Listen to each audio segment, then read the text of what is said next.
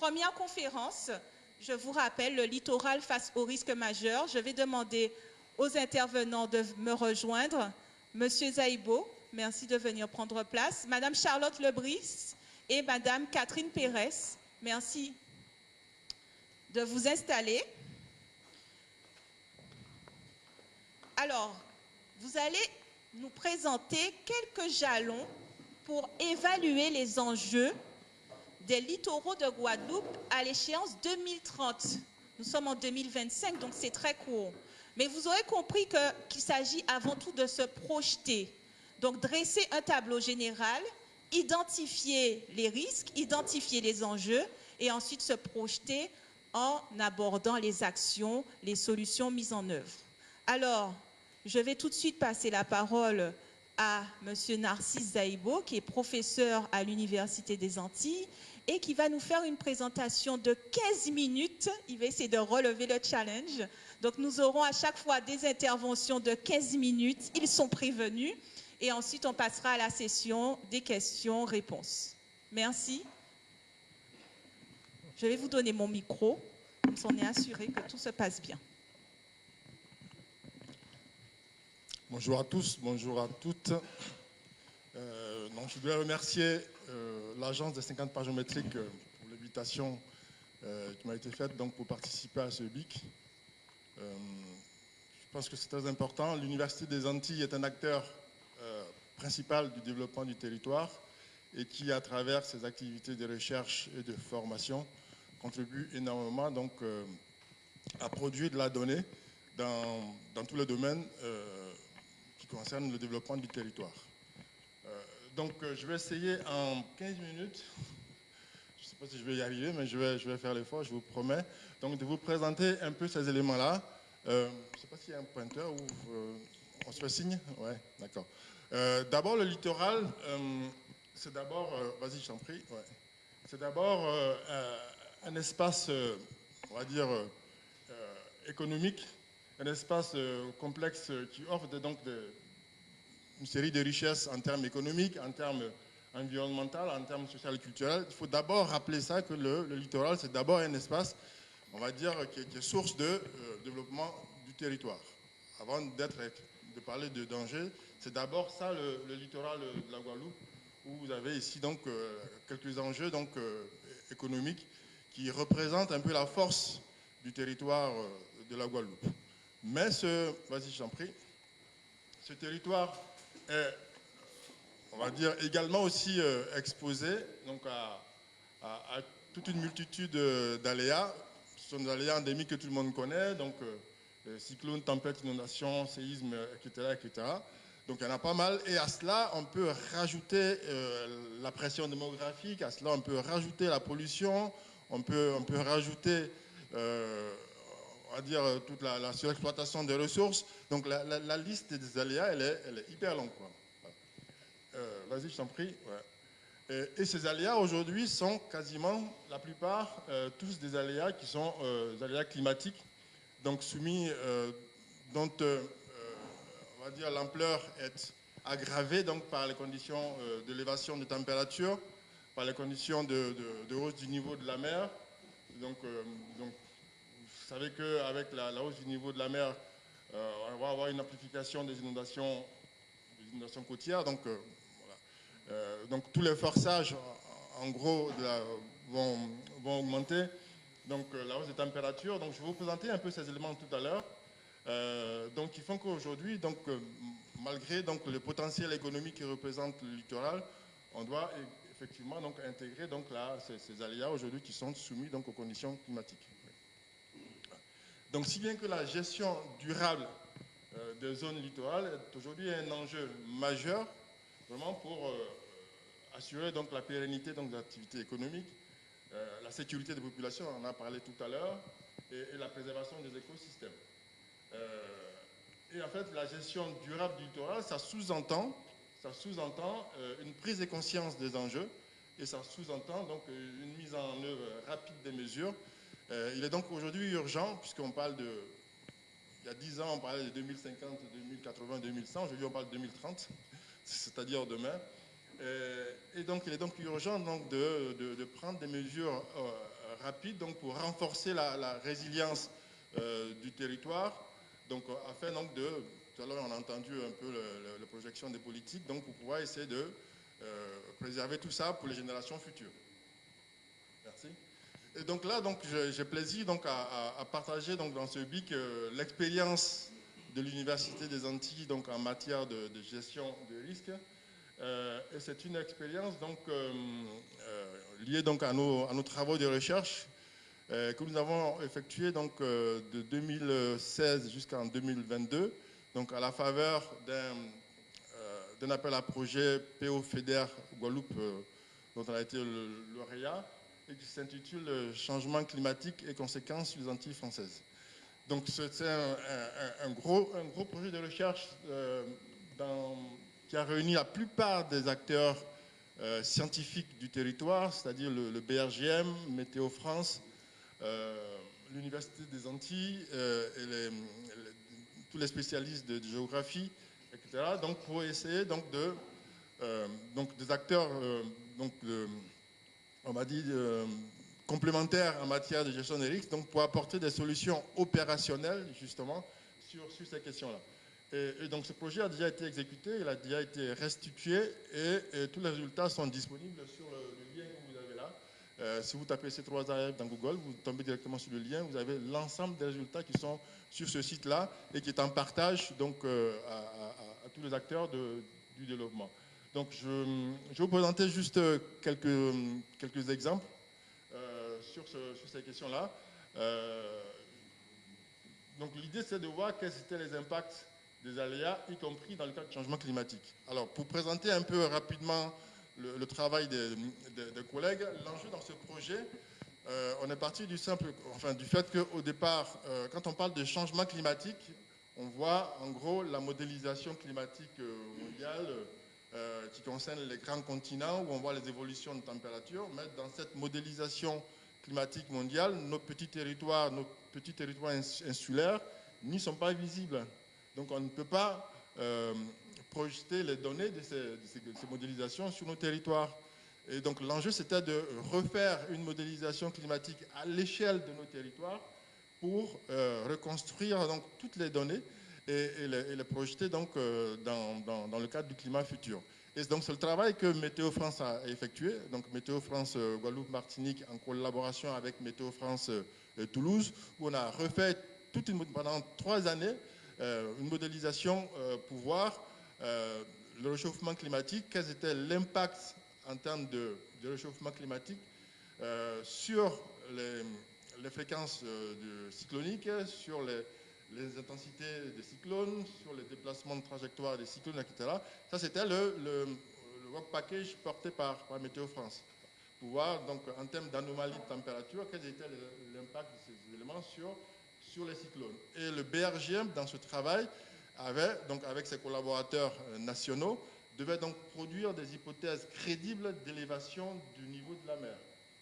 Et à partir de là, nous, on a pris toutes ces données donc, fournies par Météo France et par le BRGM pour refaire donc la modélisation, parce que tout cela modifiait un peu les forçages du littoral, et pour faire donc la modélisation de submersion et de modélisation d'inondation. Et une fois qu'on a fait tout ça, on a remis tous ces résultats donc, à des géographes qui ont projeté ces éléments sur le territoire pour essayer de produire on va dire des plans qui sont donc justement utilisables directement par les politiques et par les décideurs. C'était ça le projet.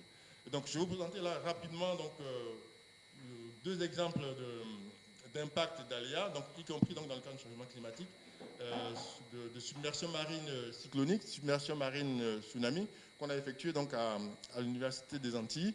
Et quand on a débuté ce projet en 2016, en 2017, on a eu une saison cyclonique extraordinaire. C'était vraiment voilà, du pain béni pour nous. On avait matière à tester nos outils de modélisation avec 6 ouragans majeurs. Donc on a été concerné par Irma qui a complètement dévasté Saint-Martin, par Maria donc, qui a lourdement aussi impacté donc, la Guadeloupe. Voilà. Et en fait,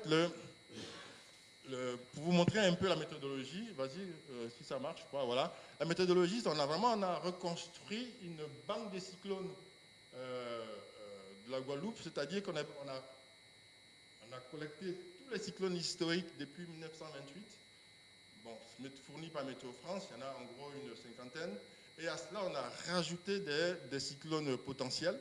Donc, et donc on a eu une base de données cycloniques d'environ 1000 scénarios qu'on a fait traverser sur la Guadeloupe, et à chaque fois on récoltait la réponse en termes de submersion cyclonique. Vas-y, j'en prie. Et donc et là, en 2000, on était déjà en 2018, là, on a eu donc le cas de Maria. Et donc pour nous, on a vécu Maria, et donc qu'est-ce qu'on a fait en fonction donc, des trajectoires prévues par Météo France. Donc ça devait donc traverser donc Sainte-Anne. Donc on a été. Alors Sainte-Anne, pourquoi? Parce qu'en fait, quand on a commencé le projet, moi j'avais écrit à tous les 32 communes de la Guadeloupe pour être partenaire pilote du projet C3AF. Il n'y a que la ville de Sainte-Anne, avec le maire de l'époque, qui est maintenant député, Christian Baptiste, qui nous a répondu. Et donc, donc le territoire donc, a servi de démonstration donc, des résultats. Et donc sur Sainte-Anne, on a été donc, implémenté donc, des capteurs pour avoir nos propres données, parce que Météo France est assez, je ne sais pas si aujourd'hui c'est le cas, mais était encore assez pauvre en termes de données de houle, etc. Et donc on a été nous-mêmes implanter nos éléments, vas-y je t'en prie. Et donc on a pu donc modéliser vraiment en temps réel vraiment ce phénomène qui nous a permis donc de tester nos outils de modélisation. Vas-y je t'en prie. Et ce qui nous a permis vraiment voilà, après plusieurs essais, donc de prendre en compte vraiment la dimension intime donc, des éléments pour comprendre l'effet de la submersion. Et donc, ce qui nous a permis donc, de comparer un peu les résultats de la modélisation et les résultats les observations de terrain, donc pour donc, conforter, donc, valider donc, les résultats qu'on a fait. Vas-y, je t'en prie. Voilà. Et donc, on a fait tout ça, donc, sur les 1000 scénarios qu'on a fait, donc, on a donc, fait ça dans le cadre du climat actuel et dans le cadre du climat futur à l'horizon 2100, pour donc produire les surcotes centennales. Et donc vous voyez ici donc, une différence ici entre les cyclones centennales à l'état actuel et une projection centennale, et avec une projection qui nous a été fournie par le BRGM à l'époque. Donc on a pris une élévation de température raisonnable de 80 cm, et donc d'après le Météo France, on avait donc environ 15% de cyclones intenses, mais avec une diminution de l'ensemble de la fréquence. Et donc ça c'est très important, parce que dans le langage politique, on a coutume à dire que changement climatique égale forcément augmentation des aléas. Ce n'est pas forcément vrai sur l'ensemble des territoires, donc tout dépend des territoires. Donc ici, on va voir une baisse de la fréquence des cyclones, mais une augmentation des cyclones intenses. Et donc ce travail a été vraiment très très poussé, parce que dans le cadre de la submersion, on a vraiment tenu compte de l'état de nos barrières de corail, parce que ces éléments-là en fait permettent de limiter en fait l'impact, l'intensité donc des vagues sur le littoral. Donc on a tenu compte vraiment de cela, et on a inclus ça dans la modélisation avec deux scénarios, un scénario où la barrière de corail est en bonne santé, et un scénario où elle est en mauvaise santé. Voilà. Vas-y, je t'en prie. Et donc vous voyez ici, dans le cas où vous avez ici on n'a pas une dégradation incroyable donc, des écosystèmes ici. Vous avez ici donc une amplification de niveau de surcote. Alors ce que vous voyez bien ici, c'est bien une différence. Hein, c'est le niveau d'eau. Vous voyez ici, c'est bien une différence entre le niveau d'eau en 2100 moins le niveau d'eau actuel. Donc ce qu'on voit là, c'est vraiment la différence dans le cas où nos écosystèmes sont en bonne santé. Et dans le cas où elles ne sont pas en bonne santé, vous avez ici une augmentation supplémentaire par rapport à la slide précédente. Vous avez ici donc une augmentation supplémentaire dans le cas où on a une dégradation donc, des écosystèmes mangroves, barrières de corail, etc. Donc c'est vraiment très important. Voilà. Et donc la première conclusion qu'on peut faire sur cette partie de submersion cyclonique, c'est que l'élévation du niveau de la mer va vraiment inonder toutes les zones basses. Les hauteurs de centennales donc, pourraient être plus élevées en cas de dégradation donc, des écosystèmes littoraux, et les hauteurs des vagues devraient donc augmenter. Donc c'est vraiment beaucoup plus complexe. Vous allez sur le site C3AF, donc je vais présenter là rapidement les principales conclusions donc, qui peuvent servir donc, d'aide à la décision. Et tout cela donc, a fait l'objet d'un rapport méthodologique au niveau national parce qu'en en fait, on a fourni ces données à tous les organismes de l'État. Et pour qu'un organisme de l'État puisse valider des résultats, il faut d'abord passer par un processus d'évaluation méthodologique et ça a été validé donc avant que cela puisse être pris en compte. On l'a fait à l'époque avec dans un précédent projet Sunaoul qui a alimenté le PAPI de la Guadeloupe. Voilà. Dans ce projet-là, toutes les données ont permis donc d'être fournies donc, à l'observatoire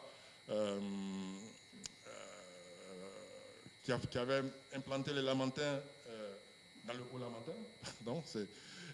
Donc, c'était important de savoir quelles étaient les projections d'eau centennale, etc. Donc, pour vous donner une idée que ces éléments-là sont d'abord validés avant d'être utilisés par les politiques. Voilà. Et donc là, rapidement, pour ce qui concerne le tsunami et le changement climatique, donc, on a travaillé sur ce projet depuis au moins plus de 20 ans, donc on a une grosse expérience là-dessus. Et là, on est parti on a aussi là une banque de scénarios de plus de presque 2000 scénarios de tsunami dans le bassin caribéen qu'on a construit. De ces 2000-là, on a extrait donc justement une vingtaine de scénarios qui nous ont été fournis par le BRGM. Voilà, des scénarios qui sont d'abord validés par le BRGM de façon à avoir une base solide partagée par tout le monde. Et là-dedans, donc, on a des scénarios proches, lointains, des scénarios sismiques, des scénarios volcaniques, etc. Et donc, et à chaque fois, on fait donc la réponse de ces éléments-là dans le climat actuel et dans le climat futur. Donc, vous avez ici donc, un exemple de scénario Barbuda qui avait servi d'exercice Caribou Wave à l'époque. Donc, avec des temps d'arrivée de vagues de 15 minutes.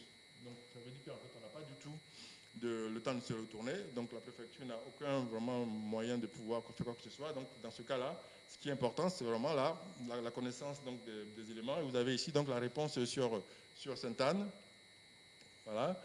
Et dans le cas ici donc, de ce même scénario, vous voyez ici la comparaison entre le climat actuel et le climat futur, avec donc à l'horizon 2100, donc une plus forte pénétration donc, des vagues, de la même vague donc, dans le territoire. C'était pour Sainte-Anne.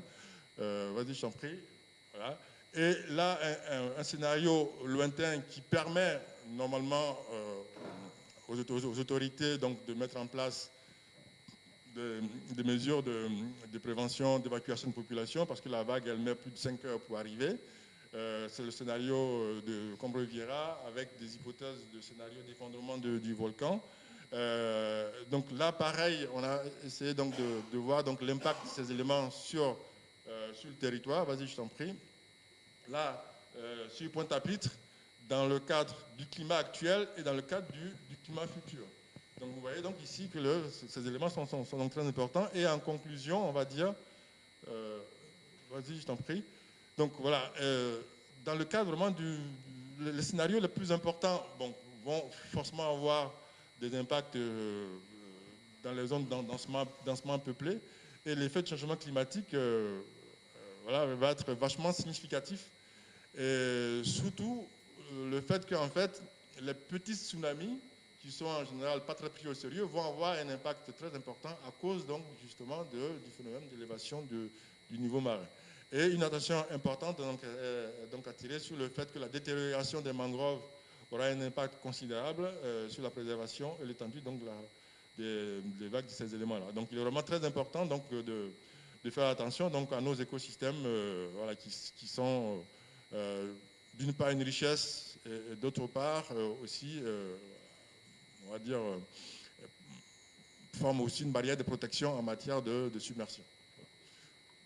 Donc voilà, donc si vous voulez donc plus d'informations sur ces éléments-là, sur le site, et là, j'ai plaisir donc à vous inviter le 10 juin prochain, donc mardi de la semaine prochaine, pour le séminaire de lancement d'un nouveau projet qui s'appelle Adapt and React, donc renforcement de capacité d'adaptation, de gestion de crise face aux risques climatiques en territoire caribéen.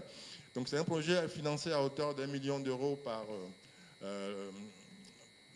les fonds européens, donc par l'autorité de gestion, donc la région.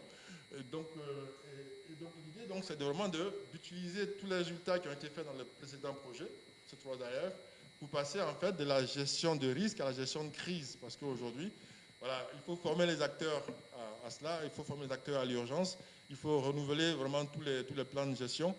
Et donc l'idée, c'est vraiment de mobiliser en fait toutes les connaissances et les expertises qui ont été capitalisées dans ce projet pour faire des cartes de submersion, des cartes de vulnérabilité, des PCS, des PICS. Et donc là-dessus, on est vraiment en lien avec les collectivités, avec le conseil départemental. Donc on a vraiment un gros partenariat qui est en train de se construire. Avec le territoire des Maries Galantes, on a aussi un gros partenariat. Donc j'ai eu Mme Edzol. Donc on va déployer donc toute l'ingénierie sur ce territoire-là. Donc pour vous dire un peu que la méthodologie aujourd'hui de l'université, c'est vraiment aller chercher des projets européens et travailler avec les principaux acteurs du territoire pour essayer donc de renforcer leur plan de gestion en matière de prévention des risques. Voilà, je vous remercie pour votre attention.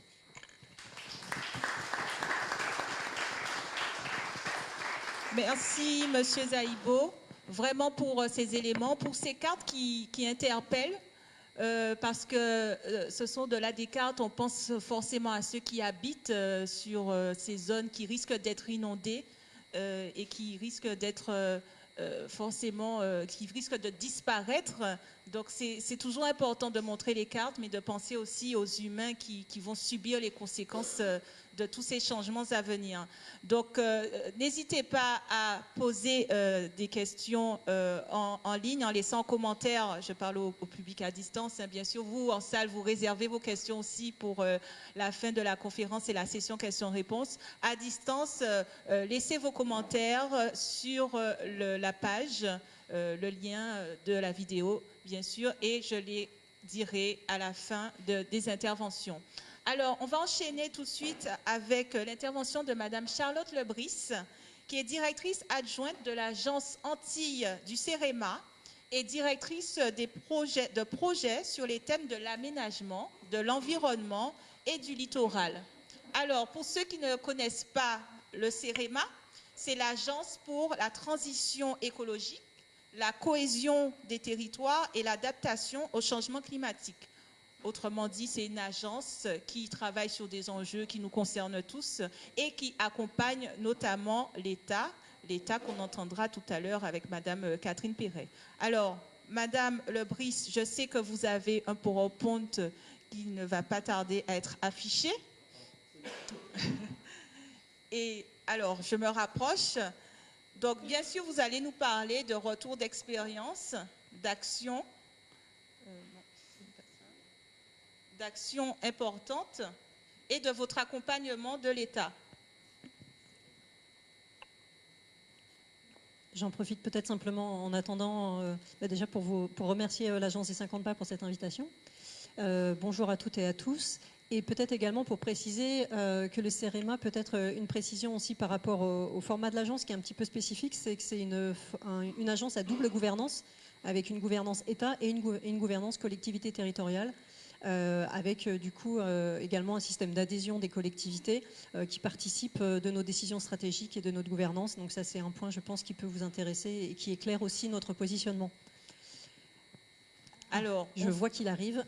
Oui, le PowerPoint va s'afficher. Ce sont toujours des petits aléas techniques qui font plaisir. Mais justement, le CEREMA, vous m'aviez précisé que ce n'était pas, on ne dit plus CEREMA. On évite l'acronyme, en fait, c'est désormais, on va dire une marque, ou en tout cas, voilà, c'est un nom, le CEREMA, et c'est plus en effet un acronyme qui voulait dire beaucoup de choses et qui...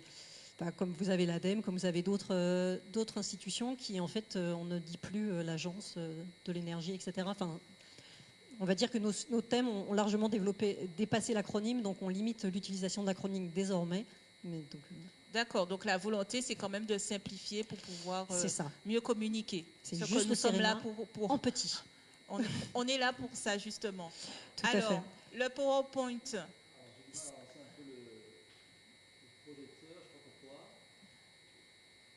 Alors, est-ce que Madame Lebris, vous pouvez faire votre introduction? Je vais faire l'introduction. Tout à fait, sans PowerPoint. Allez, on se lance. Il y avait quelques images un peu Non, choc, mais il va s'afficher. Il va donc voilà. s'afficher. Hein.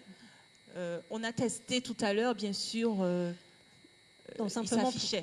pour peut-être introduire mon propos, l'idée en effet, à travers le propos que je vais développer, c'était peut-être vous apporter une vision un peu, on va dire, globale et transversale de la question du risque dans l'aménagement notamment, et en fait l'ensemble des volets qu'on peut utiliser pour gérer les risques.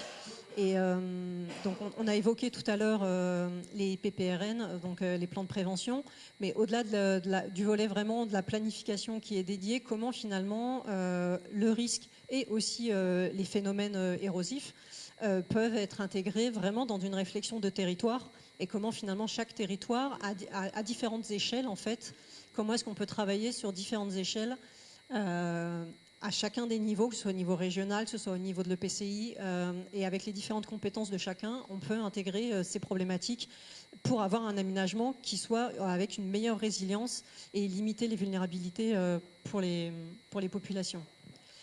À ce niveau-là de mon intervention, si le PowerPoint pouvait s'avancer, ce serait cool. Alors, on a redémarré l'outil, hein, puisque apparemment, bug technique, c'est toujours... voilà. Mais est-ce que vous pouvez nous en dire plus sur les outils principaux que vous utilisez pour accompagner d'ores et déjà? Eh bien oui, je vais donc du coup anticiper sur petit peu. Je vais anticiper un petit peu. Pour nous donner un avant-goût. Non, mais simplement, en fait, l'idée, c'est toujours utiliser les différents volets qui sont la protection, l'adaptation, et puis aussi, on va dire, le déplacement éventuellement des populations. Et donc vraiment être toujours dans cette, avec cette anticipation, ces mots-clés là qu'on a déjà utilisés dès l'introduction.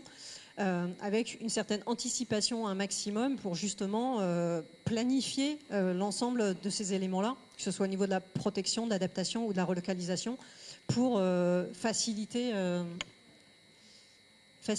leur mise en œuvre.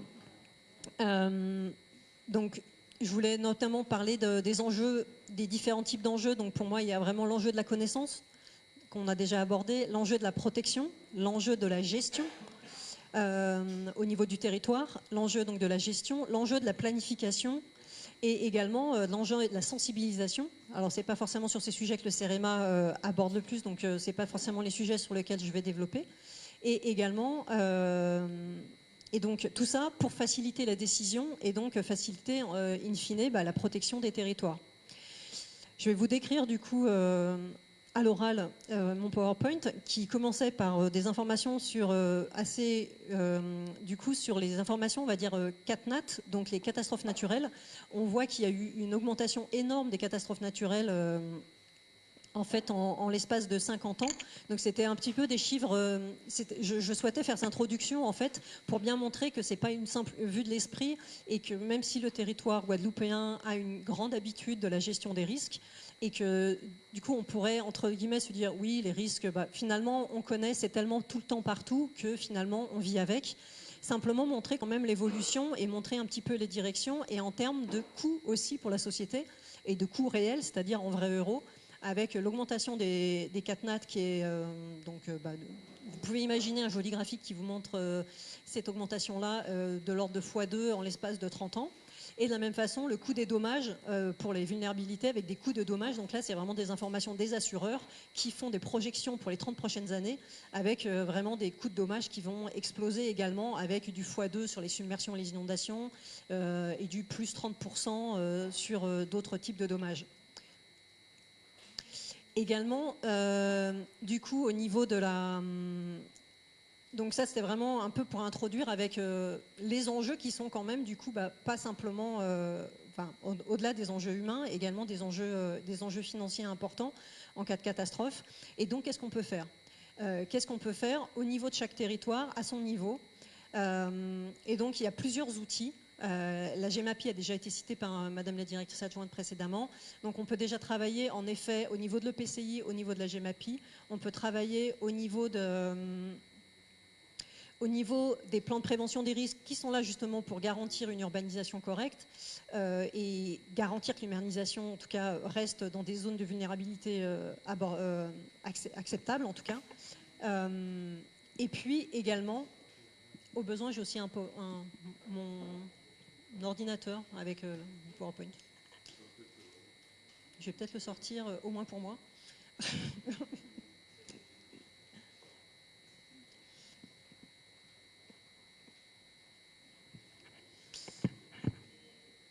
Non, c'est le sac vert devant madame, s'il vous plaît.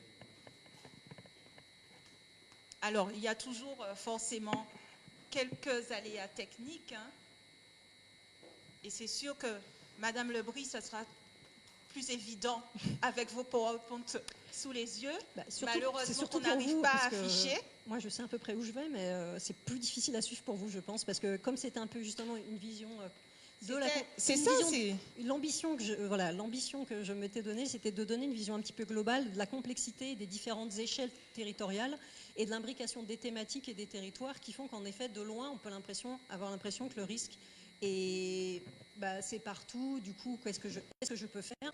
Et je pense qu'en tout cas, le message que je souhaitais donner, c'est vraiment que l'ensemble de ces outils sont pour moi à travailler ensemble avec un partage et sont vraiment une chance pour les territoires pour avancer de front sur différents angles, en effet, mais c'est pas et éviter les redondances. Le pire, ce serait justement d'avoir des redondances et de repasser beaucoup de temps à chaque fois sur des diagnostics et des états des lieux, alors qu'en fait, on détient un certain nombre d'informations d'ores et déjà.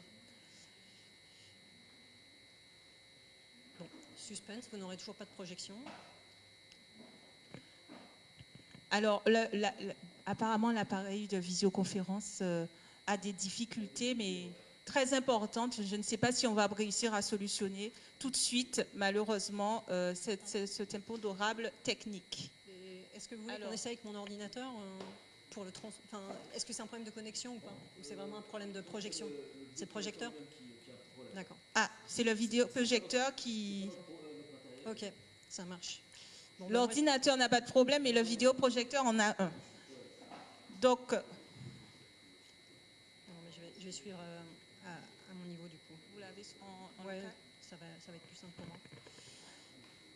Alors, mais tout ira bien, on va avoir cette présentation. Effectivement, Madame Lebris avait préparé un très beau PowerPoint qu'on tentera de mettre à disposition, bien sûr, par la suite, puisque je vous ai dit qu'il y avait des actes rédigés et que l'idée aussi, c'est de transmettre ce que les intervenants ont préparé. En tout cas, mes voisins pourront voir ces diagrammes magnifiques. Donc, il y aura 2 personnes qui pourront suivre dans le détail. Nous ferons en sorte qu'ils soient diffusés une fois que le... En tout cas, l'idée, c'était de mixer les approches pour servir au mieux le territoire et d'avoir, du coup, en termes même de temporalité, avoir des approches de court terme, de moyen terme, de long terme, avec au niveau du court terme, avant tout, la protection. Au niveau du moyen terme, la gestion plus ou moins souple du trait de côte, notamment, efficacité et bien sûr gérer la crise dans le court terme. La planification qui se positionne également plutôt dans le moyen terme, et puis travailler aussi sur tout ce qui est relocalisation, anticipation foncière, etc. Mais là, c'est plutôt dans un long terme. Et donc ça, c'est vraiment l'échelle temporelle. On a également une échelle territoriale avec différentes actions, on va dire, à différents niveaux. Et donc, je vais faire ensuite un focus sur la connaissance, la protection, la gestion, la planification, la sensibilisation et la relocalisation, avec quelques exemples imagés, illustrés, fantastiques. Voilà. Donc, au niveau de la connaissance, je voulais vous parler des atlas dynamiques d'évolution du littoral notamment, de la cartographie nationale des ouvrages, un certain nombre de connaissances amenées au niveau national par le CEREMA, l'indicateur national de l'érosion côtière par exemple aussi. Donc ça, c'est sur le volet phénomène érosif notamment. En termes de connaissances, il y a énormément d'acteurs, donc que ce soit le BRJM, que ce soit les services de l'État, que ce soit mon voisin, l'Université des Antilles. Il y a énormément de personnes, que ce soit le Conservatoire du littoral. J'en oublie certainement, donc je m'en excuse par avance. Mais en tout cas, voilà, la donnée sur les différents phénomènes et aléas qui sont présents sur le territoire, pour moi, la connaissance est présente. Et on peut toujours aller plus finement, on peut toujours aller dans l'anticipation, même les phénomènes, les grandes tendances, on va dire, sur le changement climatique. Même si bien sûr on ne pourra pas savoir peut-être au millimètre près, de toute façon le risque par essence c'est avant tout des statistiques et on joue au dé en fait. Donc c'est toujours la question de savoir est-on bien préparé, et on peut se prémunir un maximum mais on n'est jamais certain à 100% et on ne pourra jamais être certain à 100% de se prémunir un maximum. Donc pour moi la connaissance est nécessaire, mais une fois qu'on a posé les grandes bases, et aujourd'hui on les a, il faut avancer.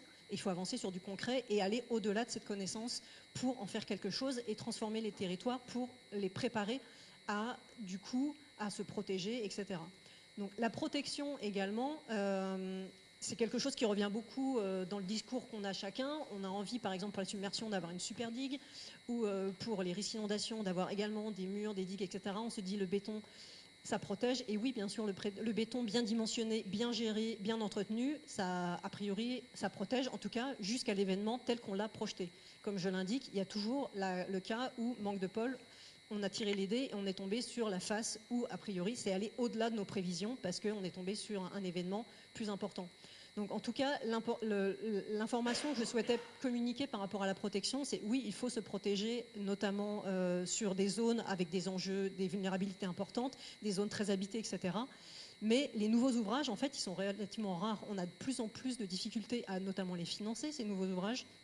Et donc, le patrimoine est existant. Et ce qui est surtout important pour les gestionnaires que vous êtes, c'est de gérer son patrimoine existant, qui est vieillissant et potentiellement source de danger, parce que dans ce cas-là, on se croit protégé et on ne l'est plus vraiment, voire du tout.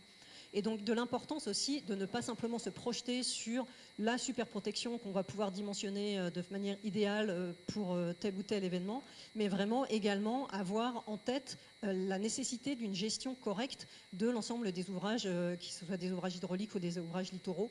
Ça, c'est vraiment un message que je voulais faire passer. Et donc ces ouvrages, que ce soit des digues, des perrés, des murs, des épis, des brise-lames, etc., il est important, notamment au niveau de l'EPCI, qui a la compétence GEMAPI et à travers ses plans d'action pour la protection des inondations, qui peut prendre un certain nombre d'ouvrages littoraux, en tout cas en lien avec la submersion, et de façon pas obligatoire, mais en tout cas peut aussi intégrer des éléments sur le phénomène érosif, des ouvrages qui seraient aussi à mutualiser avec la submersion. Vraiment aussi d'intégrer les enjeux qui sont les enjeux de financement et des enjeux aussi de juridique, et il n'y a pas que des enjeux techniques en fait dans la protection, il y a pas mal d'autres choses à prendre en compte, et c'est vraiment l'occasion avec ces outils dédiés notamment au niveau des EPCI de dimensionner, d'adapter et de planifier, d'anticiper la protection qui fonctionne au mieux du territoire.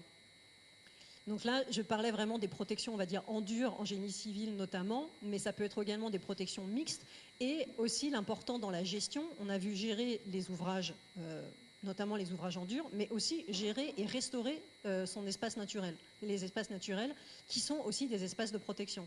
Je crois que vous allez en parler très largement cet après-midi, donc je ne vais peut-être pas trop m'étendre là-dessus.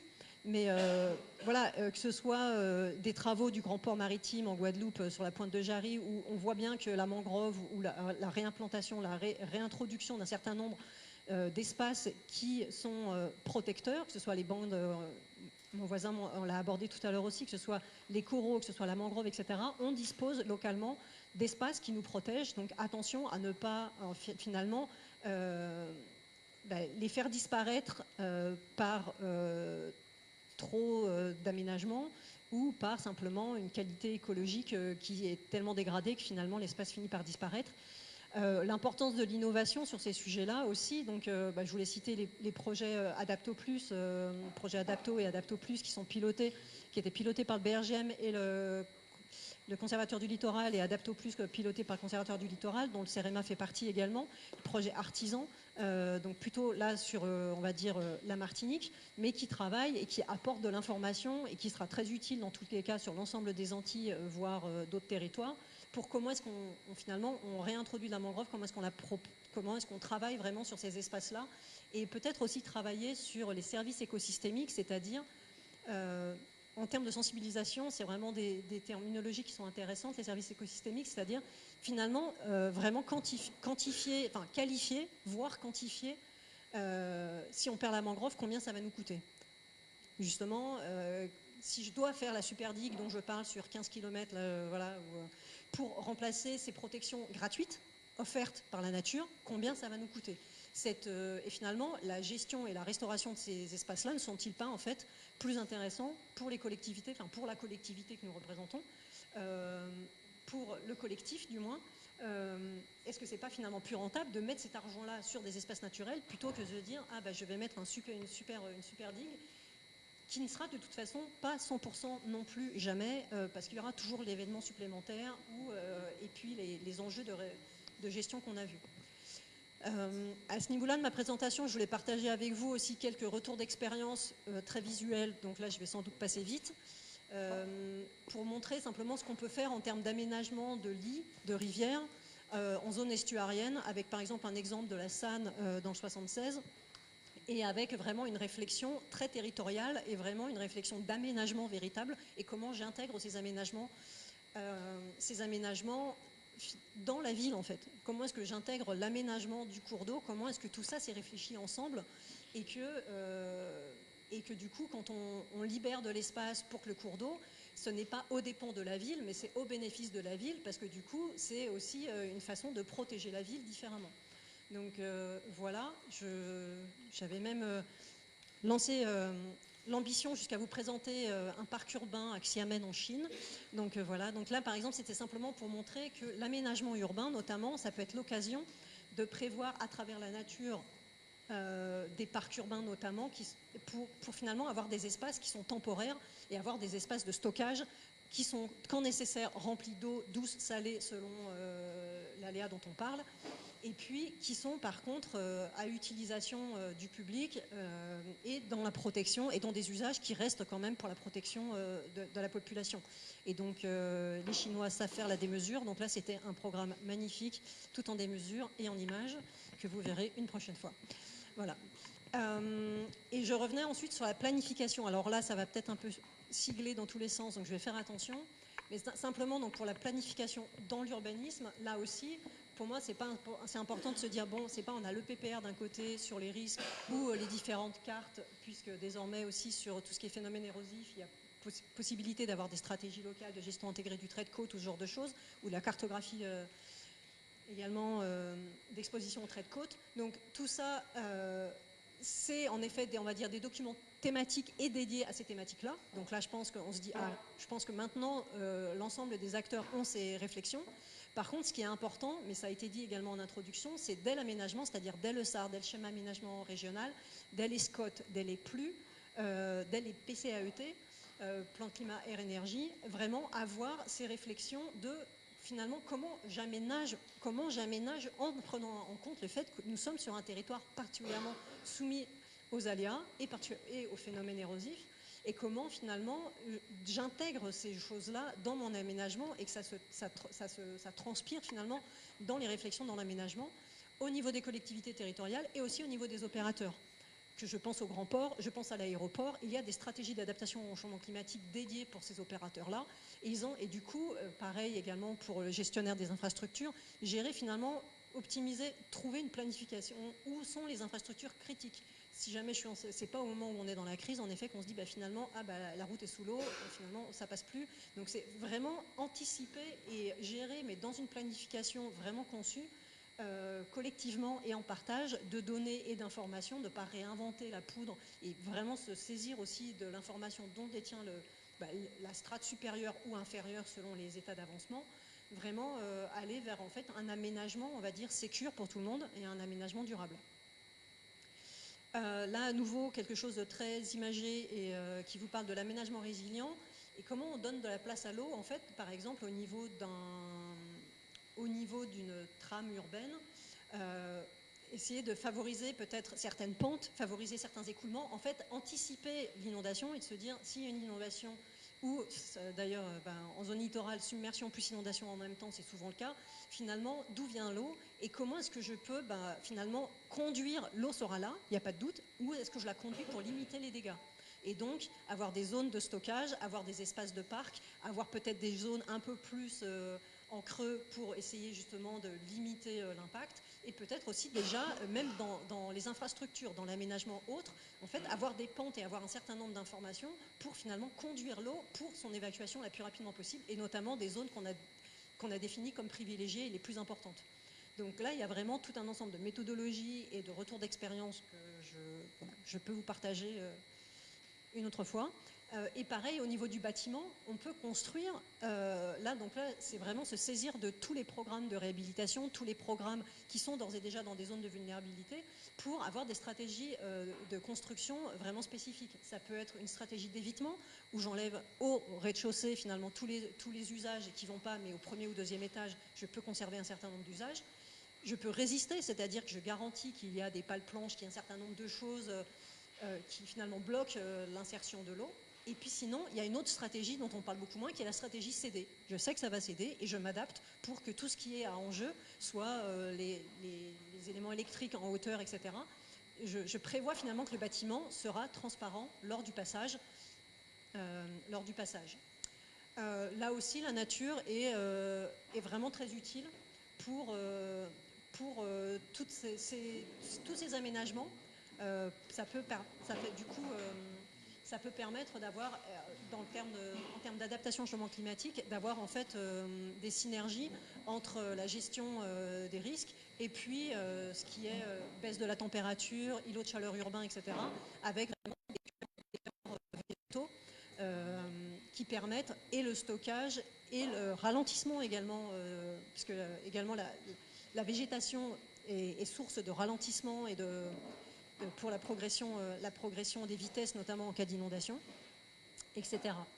Et enfin, je souhaitais aborder avec vous le dernier point, mais là je crois que vous avez là aussi une table ronde dédiée uniquement, donc je ne vais pas aller très loin, sur la relocalisation, la recomposition, avec des retours d'expérience que vous avez en Guadeloupe, à Petit-Bourg particulièrement, et donc avec la question de qu'est-ce qu'on fait finalement des zones libérées, des espaces tampons, comment est-ce qu'on les réutilise en termes d'aménagement, dont tout ça s'anticipe également, et les zones de relocalisation en rétro-littoral, avec là aussi avec un besoin d'anticipation un maximum pour gérer et optimiser les dents creuses, travailler sur les friches, enfin vraiment avoir un travail fin sur l'urbain dans ce cadre-là.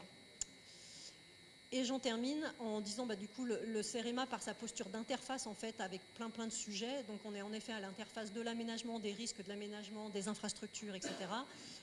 On a pu accompagner, en tout cas aux Antilles, un certain nombre de programmes, notamment l'appel à projet gestion intégrée du littoral, l'APGIL, donc plutôt pour les EPCI CACEM et Espace Sud en Martinique. On a pu accompagner Fort-de-France dans le cadre du programme Action Cœur de Ville 2, l'adaptation au changement climatique de la base ville de Fort-de-France. Le Grand Port maritime de Martinique, on l'a accompagné également dans sa stratégie d'adaptation au changement climatique. On a des travaux sur les stratégies d'inondation, notamment dans la communauté de communes des Savanes en Guyane. On accompagne des modélisations hydrauliques complexes. Là, on va lancer des choses avec la CAPEX prochainement.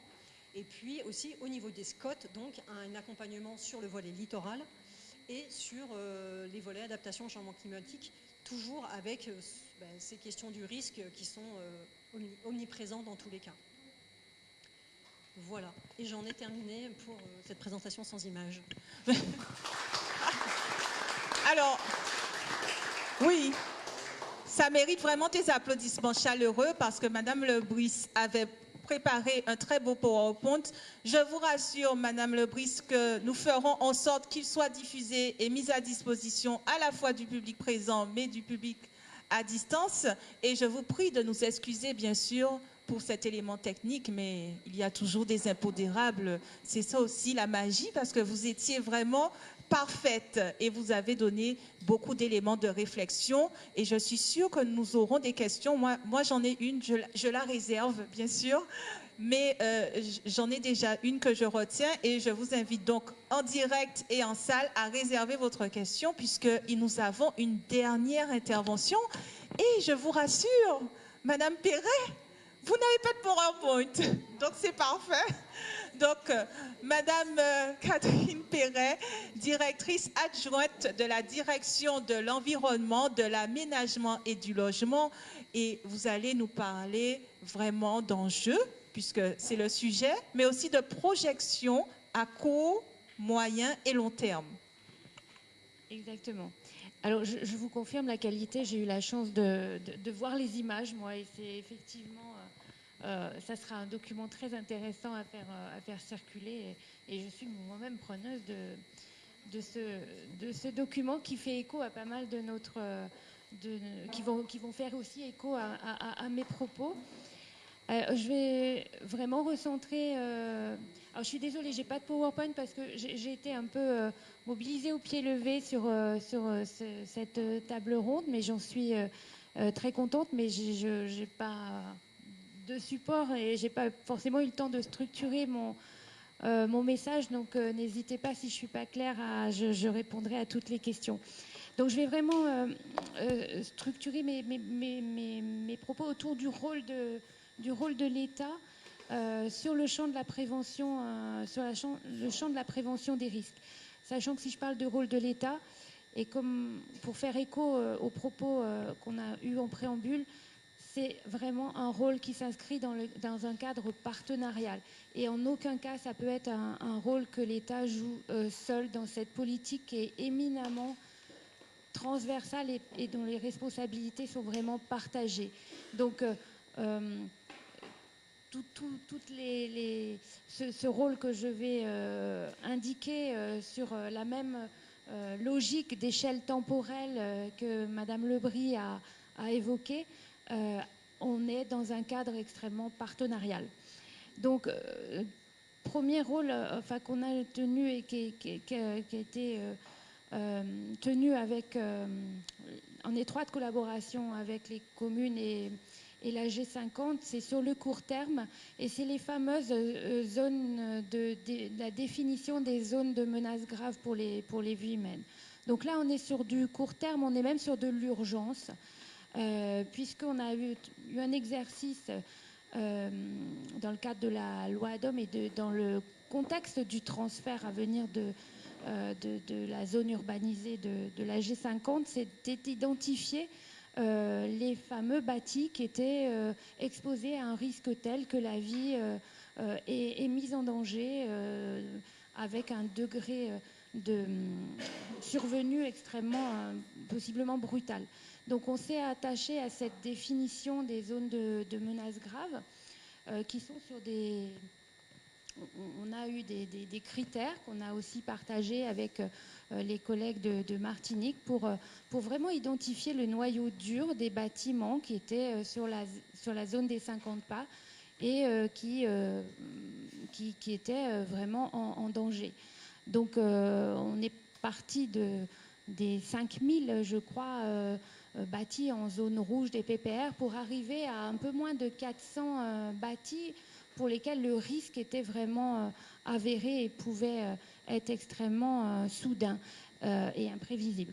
Donc c'est un exercice important parce que cette cartographie aujourd'hui, elle a été partagée et de fait, notre responsabilité de l'État, comme celle des collectivités, est engagée pour mettre maintenant les populations à l'abri. Alors 400 bâtis, ça ne veut pas dire 400 ménages puisqu'on se rend compte qu'il y a aussi pas mal de ruines, de bâtis pas forcément habités, mais il y a aussi des ménages et l'enjeu aujourd'hui, c'est vraiment de relocaliser ces ménages qui sont exposés à un très fort danger pour leur vie.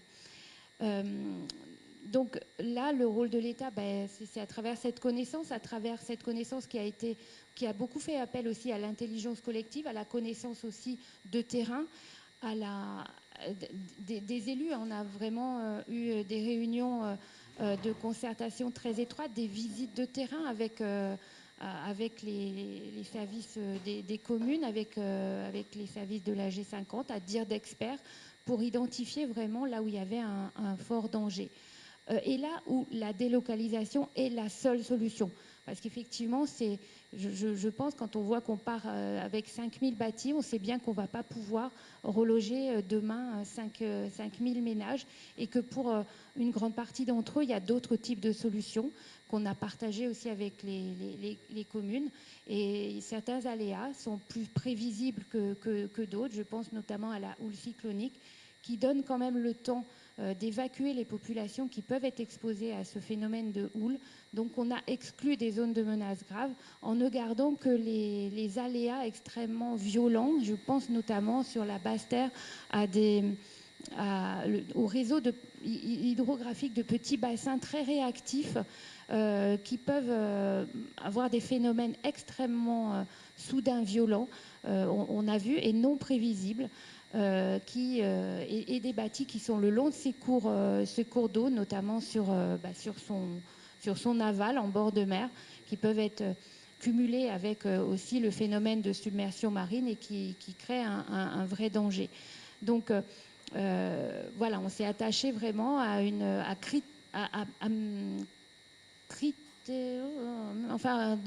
identifier des critères très spécifiques pour caractériser ce danger. Et sachant que les autres outils que j'évoque pour mettre à l'abri, que sont l'évacuation, c'est aussi à travers, c'est là aussi je parle de politique partagée, c'est aussi à travers les plans communaux de sauvegarde pour dans le cas où c'est possible, prévoir des évacuations, ce qui était notamment le cas pour tout ce qui était phénomène de houle cyclonique et qui nous a permis de vraiment réduire notre nombre de bâtis en zone vraiment dangereuse à un peu moins de 400. Mais certes, on a réduit, mais les enjeux, c'est 400 familles potentielles, je dis un peu moins, qu'il faut vraiment aujourd'hui relocaliser.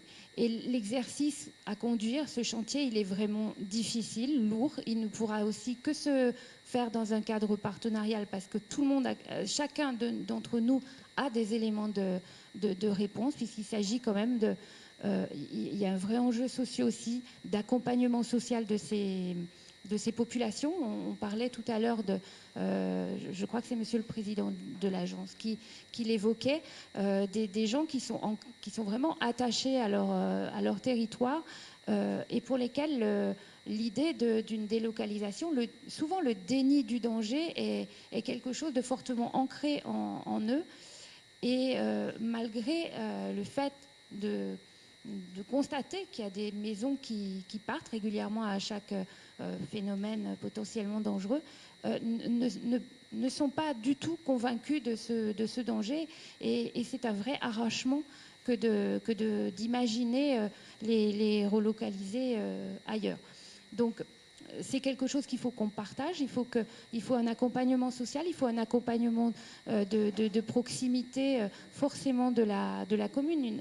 L'implication de la commune est un vecteur essentiel. C'est aussi la commune qui a connaissance aussi d'un parc de logement. Et là, l'enjeu, c'est vraiment de mettre toutes ces compétences et là aussi de co-construire des solutions de relogement en se saisissant de toutes les pistes. Il y a beaucoup aussi de logements vacants qu'on peut remettre à niveau, d'utiliser aussi l'établissement public foncier, de mobiliser tous les bailleurs sociaux et surtout de faire ça dans une phase de concertation avec les habitants qui est continue. Donc voilà, le court terme, je voulais insister sur cette phase qui aujourd'hui, on est au milieu du gué, si je peux me dire, donner cette image qui n'est pas forcément la bonne image parce que, en tout cas, voilà, il y a cette action à mener. Et ça, on est vraiment sur du court terme et sur de l'urgence. Sur le moyen terme, je vais un peu moins m'appesantir parce que je pense qu'on en a un petit peu largement, on en a déjà largement parlé. L'État est très connu, je le disais dans mes propos introductifs, est très connu dans un rôle régalien d'élaboration des plans de prévention des risques.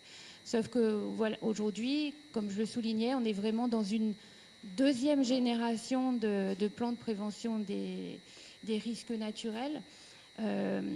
Qui met l'accent sur aussi ces phases de concertation et je le soulignais aussi, les communes sur lesquelles on a engagé prioritairement cette révision en savent quelque chose puisqu'on a tenu il n'y a pas longtemps on a tenu pendant 1 an des réunions de concertation avec la commune et ensemble avec la commune on est allé au-devant de la population pour expliquer le document et faire que chacun se l'approprie, puisque je pense que c'est important que ces PPR qui étaient certainement vécus en première génération comme quelque chose d'imposé par l'État, soit quelque chose qui soit partagé. On sait que, et ça a été riche d'enseignements, que de partager tout ça avec les communes et avec la population pour rappeler que le citoyen est lui-même le premier acteur de sa sécurité.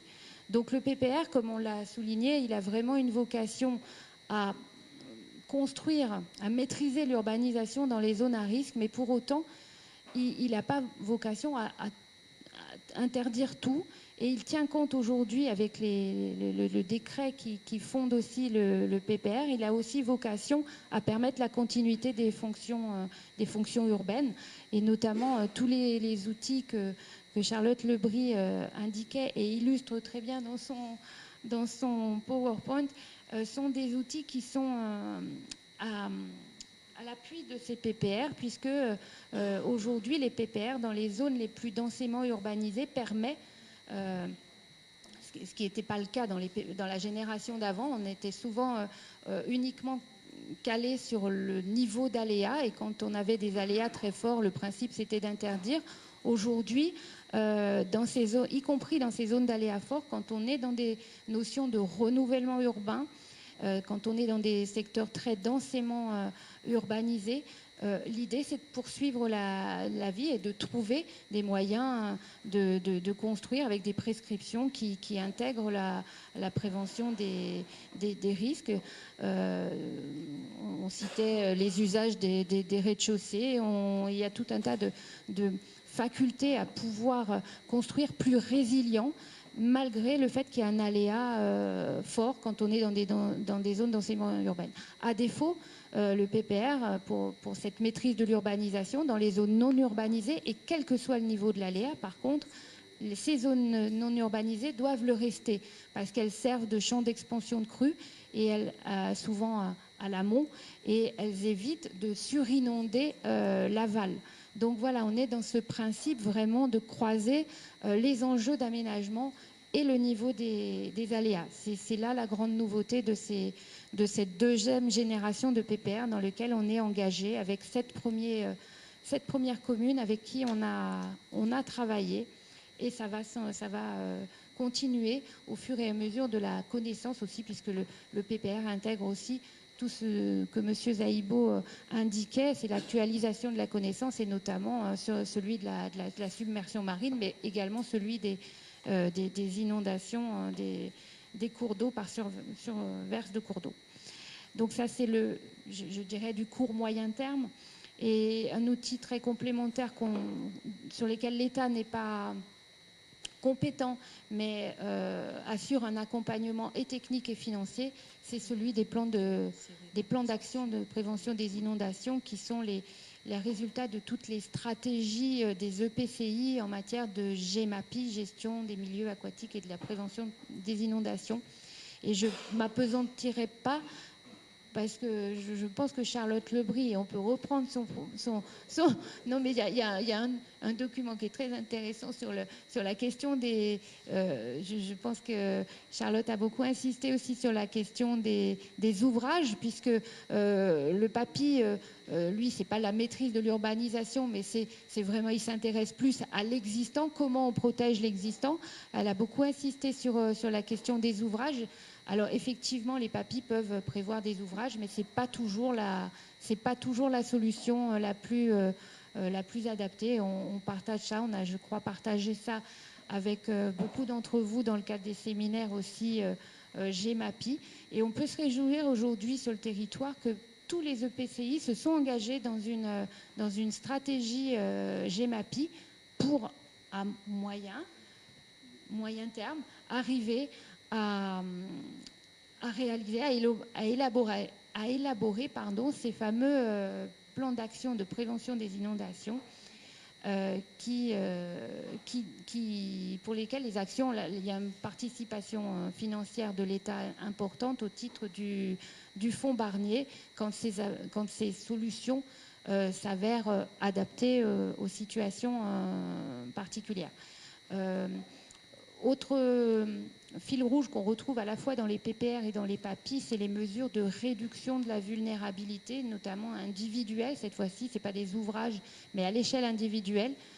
Les PPR vont prescrire ces mesures de réduction de vulnérabilité qui participent aussi de l'idée de vivre avec le risque. Et les PAPI ont également des programmes d'action, enfin des actions qui relèvent de ce champ de réduire à l'échelle individuelle. Je ne sais pas s'il y a un représentant de CAPEX qui est ici, mais lance une démarche très intéressante pour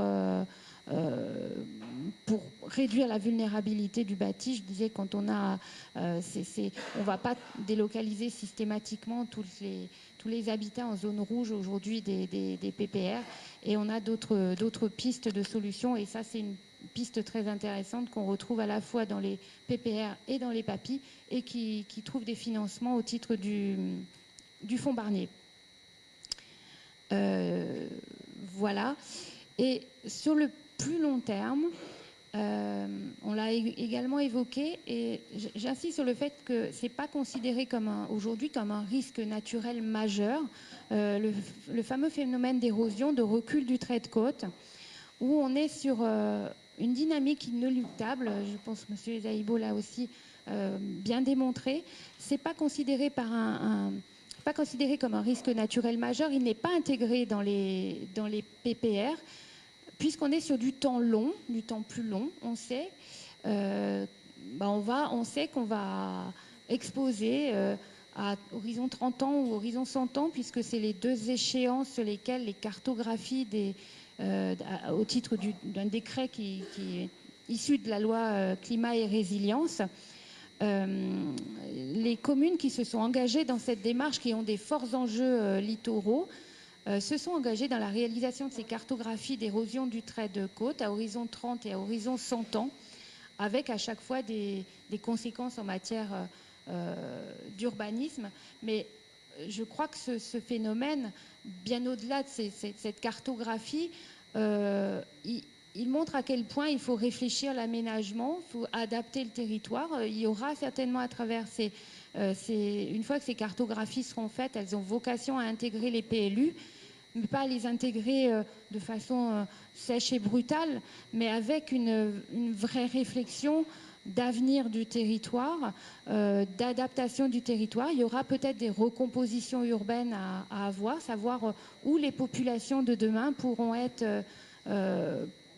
prévoir leurs habitats pour tenir compte de l'ensemble des enjeux, bien sûr le recul du trait de côte, mais tous les autres enjeux qu'on a évoqués, et notamment les enjeux de préservation de la biodiversité qui sont extrêmement liés, puisqu'on voit bien qu'il faut aussi préserver les mangroves. Alors l'exercice est difficile, on se dit voilà comment je peux développer tout en préservant la biodiversité qui aussi me protège, et c'est tout l'exercice que devront conduire les communes, puisque là c'est vraiment pour la peine, autant le PPR est conduit par l'État, autant toutes ces réflexions sont les collectivités qui vont devoir les porter, mais avec un accompagnement de l'État, avec un accompagnement du CEREMA, comme l'a présenté Madame Lebris. Mais c'est le défi du plus long terme et de l'avenir qui est ici interrogé. Voilà, donc j'espère que j'ai été à peu près compréhensible sans vraiment préparation de ces éléments, mais je reste à dispo pour toutes les questions. Merci beaucoup, Madame Catherine Perret, directrice adjointe de la direction de l'environnement, de l'aménagement et du logement Guadeloupe. Et vous avez été très compréhensible, alors moi j'ai compris. Et je pense que tout un chacun a bien pu suivre votre structure court, moyen et long terme, avec cette idée justement d'anticiper et de trouver des solutions. Et j'ai des questions qui me sont arrivées du public à distance. Nous avons retrouvé le PowerPoint de Madame Charlotte Lebris. Alors, et il était magnifique. Alors, ceux qui sont en salle et ceux à distance ont pu le voir défiler avec ces images très évocatrices. Et Madame Charlotte Lebris, je pense que à travers les questions, et parce que je n'oublie pas que j'en ai une pour vous, nous pourrons aussi peut-être faire des clins d'œil à vos PowerPoint qui sera mise à disposition de toute manière par la suite aussi. Alors, on passe à la session de questions-réponses. L'agence des 50 pages géométriques a voulu donner une large place aux échanges. Donc, n'hésitez pas en salle à lever la main, à vous présenter et à poser votre question. Et nos intervenants sont là pour y répondre. Donc, et j'ai des questions qui sont arrivées des personnes qui nous suivent en direct. Donc là aussi, ça ne manquera pas. Mais priorité au présent. Donc, qui a une question ? Personne, voyons. Alors, je vous laisse. Ah, monsieur, j'arrive. J'arrive. Je vais faire le tour. Très bien. Alors, je vous laisse vous présenter et vous poser votre question. Bonjour, Mathieu Fellman de l'ONF Guadeloupe. Je me lève. Je suis chef du service biodiversité et développement durable. Donc déjà, merci aux présentations. Elles étaient riches. Au-delà de questions, c'est peut-être aussi des remarques ou des ajouts. On voit bien les risques. Je pense à la première présentation de monsieur, qui deviennent clairement identifiés. Par contre, c'est peut-être les pas de temps dont Madame Lebris a évoqué. On parle de 2100, c'est peut-être parfois difficile à se projeter, en tout cas pour la population. Donc, est-ce que déjà on a peut-être des projections, des algorithmes qui nous expliquent ce qui va se passer peut-être déjà 2030? Moi, je sais qu'il y a eu quelques données sur ça. Ce serait peut-être intéressant d'en parler. Par rapport à l'intervention de Madame Lebris, vous avez décomposé, alors on n'avait pas le PowerPoint, hein, j'ai essayé de prendre des notes, cette notion de pas de temps entre court terme, moyen terme et long terme. Sur le court terme, vous parlez des urgences et aussi de la protection.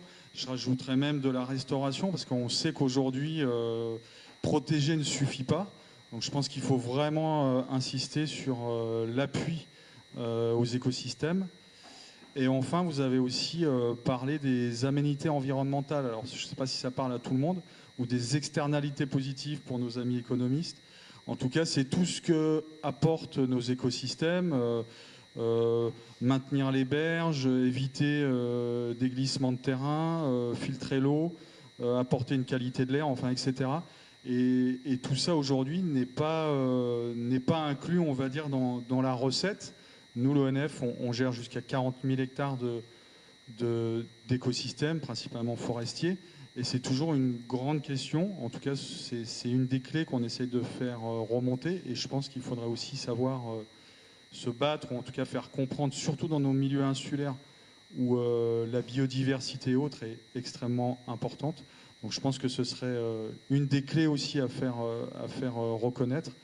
Et j'ai entendu aussi de la part de la DEAL la nécessité d'inclure effectivement cette notion de recul du trait de côte, parce que peut-être que ça ne fait pas partie des plans de prévention, mais effectivement c'est de plus en plus important, hein, tu l'as dit, entre 30 ans et 100 ans, mais nous en tout cas en tant que gestionnaire, on le voit, j'ai envie de dire, tous les jours, et on a même l'impression que ça accélère.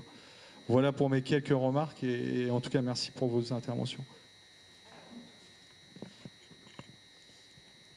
Bonjour, du coup, ça fonctionne, oui. Pour répondre peut-être à certaines interrogations, donc pour moi, la largeur du trait, on peut en discuter. Pour moi, le court terme, c'est on va dire 5 ans maximum, moyen terme 10-15 ans et long terme au-delà, infini et au-delà. Mais du coup, les projections, en tout cas, aujourd'hui, sont quand même de plus en plus organisées et structurées. Que ce soit M. Zaïbo qui les a présentés, que ce soit via Météo France, via les connaissances, ou avec aussi les grands scénarios qui sont quand même déclinés ensuite par façade du GIEC et autres, avec des grandes scénarisations. Les scénarisations à 30 ans et à 100 ans, on les a. Après, on a aussi la connaissance des dynamiques actuelles.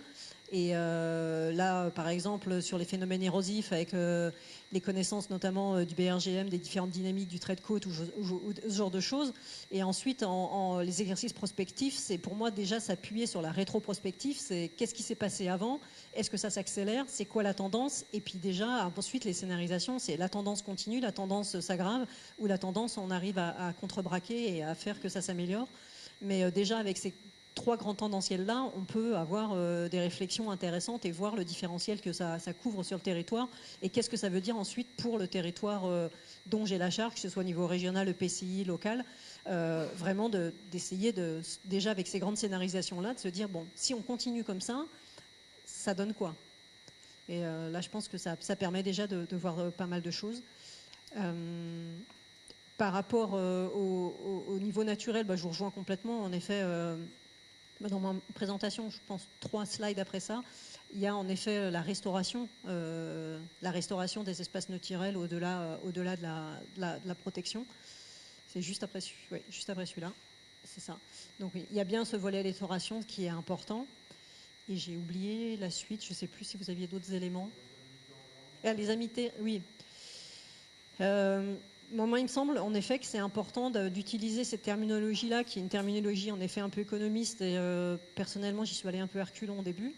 Mais je pense que ça peut être une bonne façon de sensibiliser les moins convaincus pour les enjeux de la biodiversité.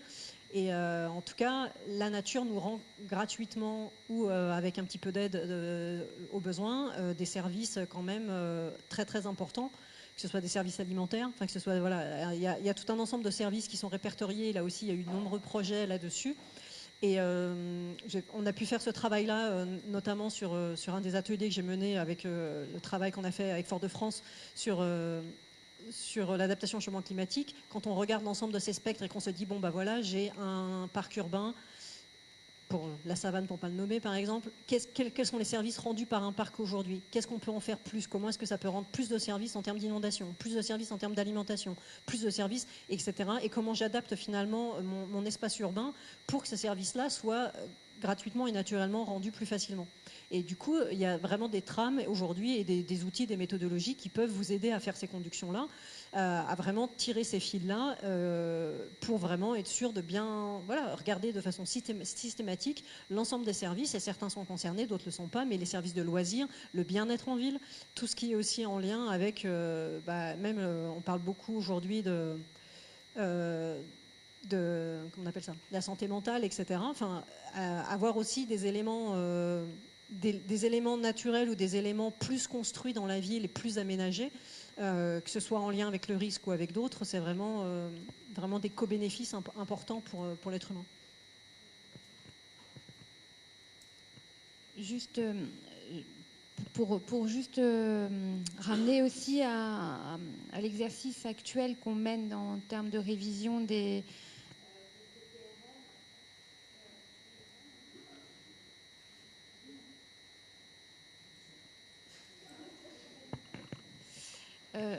juste c'est vrai que on aborde souvent l'exercice sur où je vais pouvoir construire, où je vais pouvoir développer, comment je vais pouvoir construire, comment je vais pouvoir développer. Mais c'est vrai qu'on a insisté, et je pense que c'est des choses qui ont été très vite partagées avec les collectivités avec lesquelles on a déjà commencé le travail, c'est d'inverser le regard aussi, qu'est-ce que je dois absolument protéger. Et il y a eu des zonages spécifiques qui sont identifiés, forcément 100% inconstructibles, qui sont des zonages qu'on a appelés enjeux environnementaux. Et effectivement, c'est toutes les zones de mangroves, les mares. Et c'est un exercice qui n'a pas du tout été polémique, parce que c'est vrai que le PPR peut parfois être polémique, parce que effectivement, on sait qu'il amène un certain nombre de contraintes, même si je disais en préambule que je préfère le terme d'enjeu au terme de contraintes, mais oui, et la notion même de se dire les zones non urbanisées, dès lors qu'elles sont soumises à un aléa, même faible, même 10 cm d'eau, c'est les rendre inconstructibles. Donc tout ça, c'est ce que j'appelle participer à l'inversion du regard dans l'exercice du PPR. Et les communes avec lesquelles on a travaillé n'ont eu aucun difficulté avec ça et étaient tout à fait... on a vraiment travaillé main dans la main avec les communes pour faire cet exercice d'inversion du regard. Qu'est-ce que je dois protéger? Parce que finalement, protéger les zones non urbanisées à l'amont des bassins versants, c'est protéger aussi des surinondations les zones à l'aval. Donc, je pense que c'est vraiment un exercice intégré. Et pour revenir sur les zones de menaces graves, peut-être, l'objectif qu'on a forcément, c'est de prévoir la renaturation des espaces. Donc, malheureusement, c'est dans un deuxième temps. Il faut d'abord se dire, c'est l'enjeu social et l'enjeu de relocaliser, de retrouver un logement en sécurité pour les populations qui est la première des choses. Et derrière, c'est tout de suite comment, dans la foulée, et ça c'est un rôle qu'on partage avec, c'est même le rôle de l'agence aussi de prévoir, et on travaille aussi sur qu'est-ce qu'on peut faire de ces zones une fois qu'elles seront vidées de leur population, dans l'objectif d'une renaturation, d'usage complètement compatible avec le risque. Et donc c'est de la reconquête aussi qu'on va avoir dans cette phase de relocalisation. Alors justement, je rebondis sur votre propos avant peut-être de laisser la parole au public. En ligne, un commentaire de plusieurs personnes qui concerne ces zones de menaces graves, de ces cas sans bâti qui forcément impliquent la relocalisation de familles. Et donc des personnes s'interrogeaient sur vraiment les modalités de cette relocalisation, c'est-à-dire quelles sont les étapes clés qui vont permettre que ces personnes retrouvent un foyer. Alors, ça sera dans la... On a des situations fort différentes d'une commune à l'autre et l'exercice est forcément différent quand une commune présente, pour certaines d'entre elles, près de 100 bâtis et d'autres, c'est quelques bâtis. Alors, l'affaire de Lens, c'est vraiment la commune, hein, c'est son pouvoir de police qui est en jeu pour mettre en sécurité ces populations, bien sûr avec tout le dispositif d'accompagnement de l'État qui peut mobiliser ses partenaires, de l'agence. La première des étapes, quand il y a un grand nombre de bâtis concernés, c'est de travailler à travers des maîtrises d'œuvres urbaines et sociales pour bien comprendre ce que souhaitent les populations. Après, il y a le principe de réalité, c'est de trouver les logements. Et là-dessus, on cherche aussi des solutions un peu innovantes. On mobilise bien sûr le parc public vacant, le parc des bailleurs sociaux. On incite les communes à regarder dans son patrimoine s'il n'y a pas des logements vacants qu'on peut réhabiliter. Parfois, certaines communes ont du bâti disponible qu'on peut mobiliser. C'est rechercher toutes les solutions possibles. Ce sont généralement des recherches qui doivent être géolocalisées dans des endroits proches du littoral, mais sécures. Donc voilà, on doit faire feu de tout bois. Le foncier disponible pour construire, sachant que dans ces cas-là, il y a besoin d'un relogement, souvent d'une phase de relogement provisoire. Mais les meilleures solutions, c'est d'utiliser effectivement le parc vacant avec des solutions de réhabilitation qui peuvent être des opérations faites par les bailleurs, proposées par l'établissement public foncier avec l'achat de bâtis, de monter des solutions qui permettent aussi à ces personnes qui généralement souhaitent rester propriétaires de trouver des solutions d'accession sociale à la propriété, parce qu'on est généralement face à des publics souvent fragiles avec des revenus très, très faibles qui limitent aussi forcément les solutions, et le modèle économique est à trouver avec l'ensemble des partenaires locaux aussi. Hein. Le chantier est en route pour un certain nombre de communes, et on fera feu de toute solution innovante et un peu exemplaire qu'on pourra identifier en fonction des premières communes qui se sont lancées dans la démarche. Merci. D'autres questions en salle? Oui, bonjour, Jessica Julambourg, région Guadeloupe. Je voulais savoir qu'est-ce qui empêche aujourd'hui la prise en compte du recul du trait de côte dans les PPR. Est-ce que c'est parce qu'il n'est pas suffisamment caractérisé?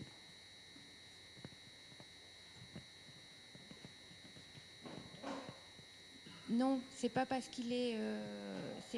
c'est pas considéré, le recul du trait de côte n'est pas considéré comme un risque naturel majeur.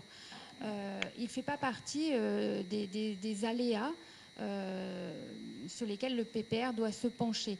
Les aléas qu'on intègre dans le PPR sont l'aléa submersion marine, l'aléa inondation, l'aléa mouvement de terrain.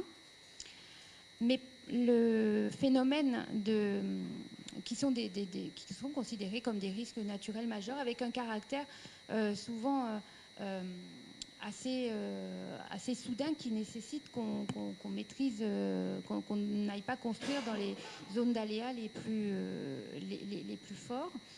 À défaut, le recul du trait de côte est considéré comme un phénomène inéluctable, régulier, continu, qui va être cartographié à travers les cartographies dans les communes qui sont rentrées dans la démarche volontaire dans le décret. Mais sa réponse, c'est plus une politique d'aménagement.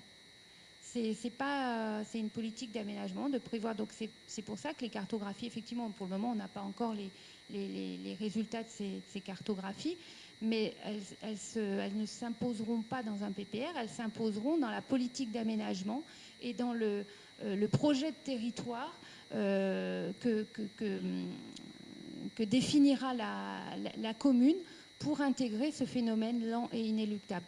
Mais il n'y a pas un danger immédiat pour les populations, contrairement à ce qu'on peut trouver dans les risques naturels majeurs. Et effectivement, c'est la distinction qui est faite par rapport à la nature même de l'aléa qui fait que les textes ne prévoient pas le recul du trait de côte, le phénomène du recul du trait de côte dans les PPR. Oui, donc c'est le caractère vraiment inéluctable de la chose qui rend difficile de l'intégrer comme un risque peut-être plus direct. Voilà. C'est comme c'est progressif, c'est une progression, c'est pas comme un cyclone, c'est pas comme...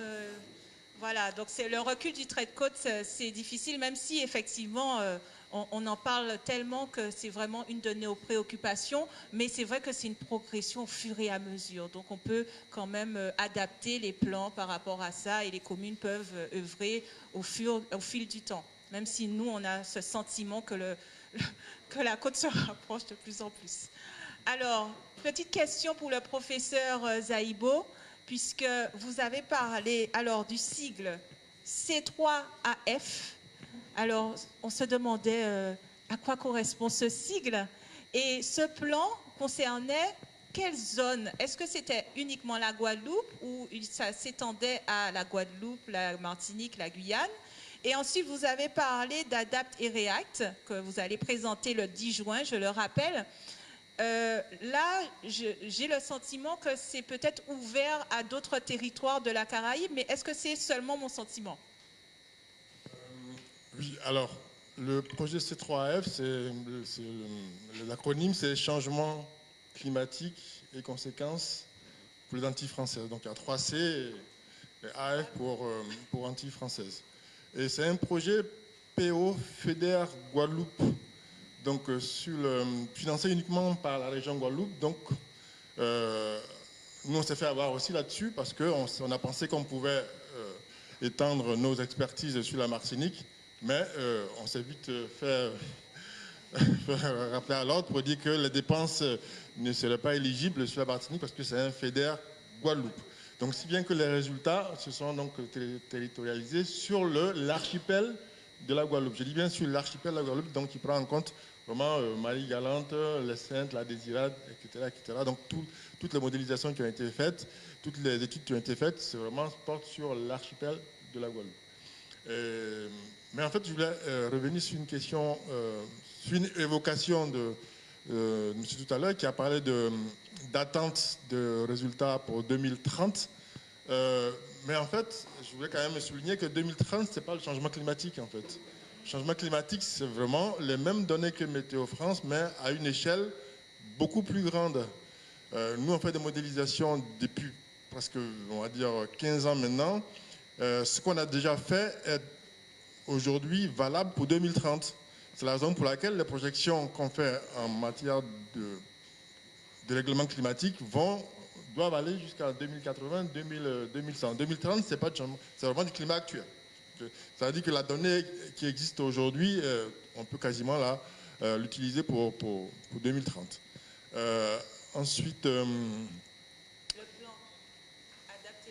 le projet Adapt and React. Alors, donc on a fait énormément de modélisation, énormément de calculs pendant 15 ans dans le projet, dans le programme Interreg 4. Ensuite, dans le PO FEDER de Interreg 4, c'était de 2012 à 2016. Ensuite, le FEDER, c'était de 2016 à 2022. Donc, sur ces 10 années quasiment, on a fait beaucoup de modélisation. On n'a pas besoin d'aller encore plus fin dans la modélisation. Parce que, bon, pour ceux qui sont un peu habitués à ce terme-là, quand on fait une modélisation, en fait, on parle de résolution de la modélisation. Donc, on a fait des résolutions qui sont quasiment métriques. C'est-à-dire qu'on a le résultat de la submersion entre ce point-là et ce point-là, vraiment pour tenir compte vraiment de toutes les spécificités du territoire. C'est-à-dire que dans le modèle, on intègre quasiment les digues, les rivières, tous les éléments qui peuvent être des effets de site sur le territoire. Donc, on a vraiment fait ça donc avec une résolution très fine pour prendre en compte toutes les spécificités du territoire qui peuvent être considérées comme des effets de site. Donc, on n'a pas vraiment besoin, on peut se faire plaisir, nous, en tant que scientifiques, pour essayer d'aller encore plus loin, mais on s'est dit, on va capitaliser sur ce qu'on a fait pendant 10 ans pour les utiliser vraiment dans un plan de gestion de crise cette fois-ci et non pas dans un plan de gestion de risque. Parce que précédemment, on a produit des cartes de gestion de risque pour le gosier, le DICRIM du gosier, c'est nous qui l'avons, c'est sur la base de nous que ça a été fait. Des plans de gestion de risque pour Saint-François, pour Bémao. On a aussi fait ça pour la Martinique, pour Anse d'Arlès, Schwelcher et Fort-de-France. Aujourd'hui, il s'agit vraiment d'accompagner les acteurs du territoire et les former à la gestion de crise, à la cartographie, à des outils vraiment très très spécifiques pour essayer de préparer la catastrophe à venir. Voilà, c'est vraiment ça.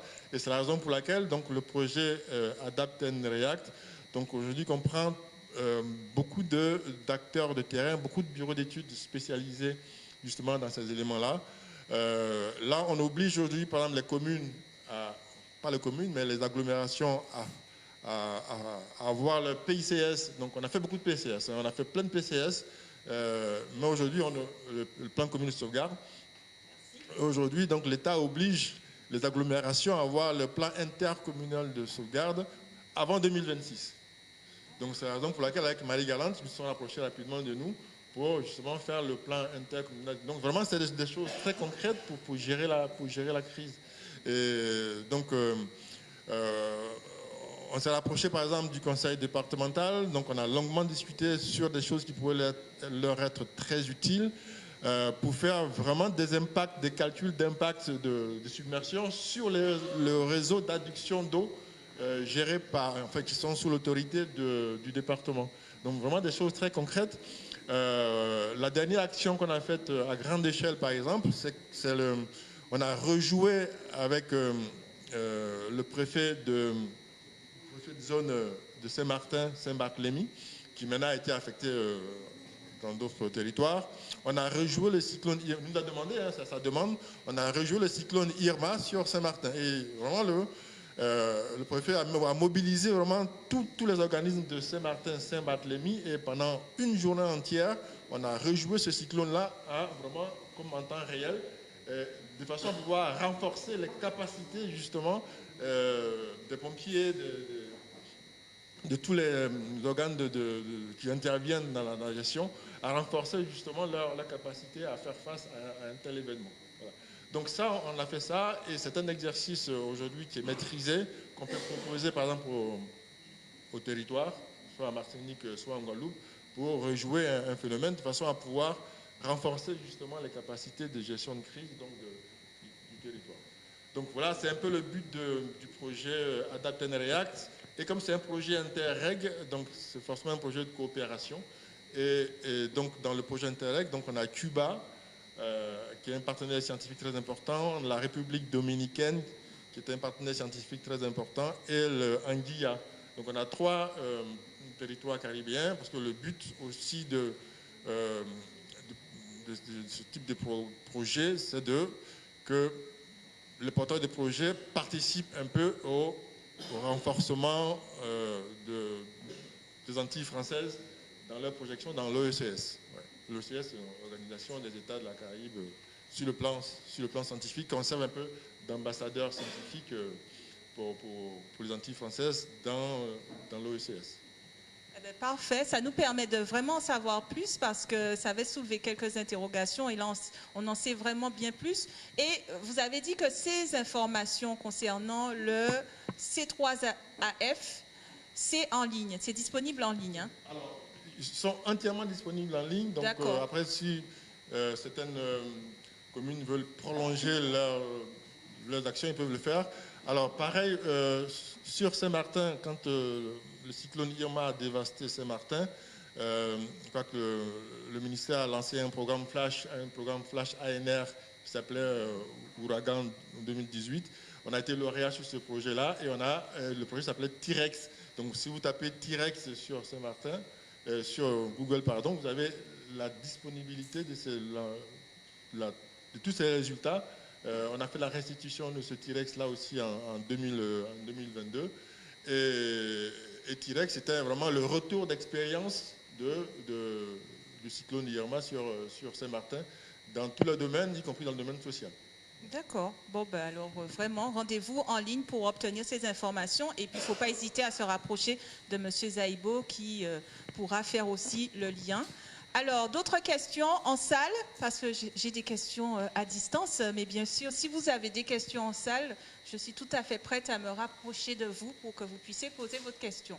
Alors, personne pour le moment. Alors, j'enchaîne, bien sûr, parce qu'il y en a des questions en ligne.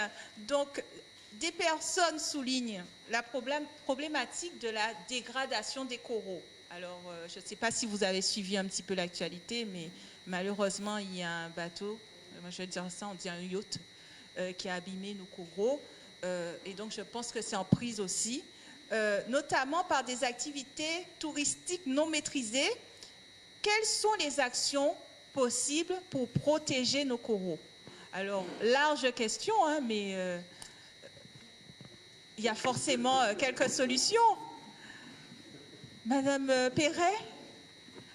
Malheureusement, je ne suis pas une grande spécialiste de la protection des coraux. Je donne un peu ma langue au chat. Je ne suis pas assez calée sur le sujet. Quant à la protection, enfin, effectivement, je rejoins les commentaires où effectivement certaines activités peuvent effectivement conduire aussi à la dégradation. Je sais que tout est là pour la peine. La réglementation est assez stricte hein, pour toutes les activités, voire les travaux qui peuvent toucher les coraux font l'objet de ce qu'on appelle les dérogations espèces protégées. Hein. Donc là-dessus, je sais que l'État est très vigilant sur cette réglementation pour préserver les coraux. Mais là, j'ai pour la peine plus une réponse réglementaire d'outils qui existent que j'ai laissé le temps à... Madame Lebris. J'ai plein d'autres idées. Du coup, je ne suis pas forcément non plus complètement spécialiste du sujet, loin de là. Simplement, comme l'a évoqué Madame Perret, c'est vraiment la question avec en Guadeloupe le parc national qui permet justement de sanctuariser certains espaces pour déjà garantir que certains espaces soient vraiment protégés à un niveau de protection important.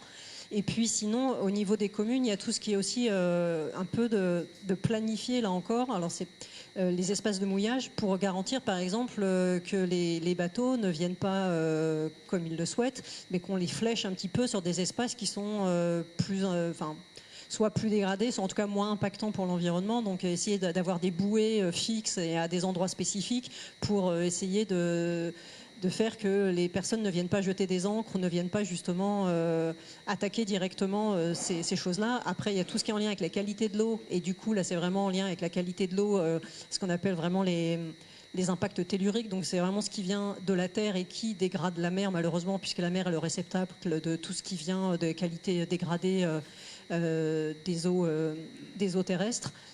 Donc il y a vraiment, c'est vraiment là aussi plurifactoriel, mais il y a en effet des outils et moi je pense en tout cas que réguler les usages, il y a des choses vraiment possibles au niveau des collectivités et notamment voilà, à travers des stratégies de mouillage, à travers différentes stratégies d'activité de fléchage d'espace. Alors, merci pour les précisions. Nous arrivons à la fin de cette conférence. Monsieur Zaïbo. Non, mais juste rajouter un point, parce que moi, j'ai vu passer il n'y a pas longtemps, enfin, je crois que c'est d'actualité même d'ailleurs, un projet de recherche, je ne sais pas porté par quel organisme, mais qui en fait, qui a fait sa restitution il n'y a pas longtemps et qui reconstruit les coraux. Donc, et je ne me souviens pas du nom de ce projet, mais enfin, il y a espoir parce qu'il y a quand même des projets de recherche qui sont conscients de ça et qui proposent donc des reconstructions quasiment grandeur nature donc, de la barrière de corail. Ouais. Reconstruction indispensable, hein, puisqu'on sait l'importance des coraux pour protéger notre littoral notamment et notre biodiversité. Donc, ça serait intéressant. Je vais chercher quel est le nom de ce projet. Peut-être des personnes en salle. Je sais qu'il y a nombre d'experts ont peut-être une idée aussi de ce projet, mais on trouvera le nom. Ah, Madame Juliano. Y-Mer qui travaillait sur le réensemencement des coraux. Donc, alors, voilà. Finalement, on a des solutions et plus qu'on en croit, et c'est justement l'objet de ce forum et de ces conférences, c'est de partager les informations parce que je suis sûre que nombre de personnes dans la salle n'étaient pas au courant de ce projet dont on retrouvera le nom Y-Mer. Y-Mer.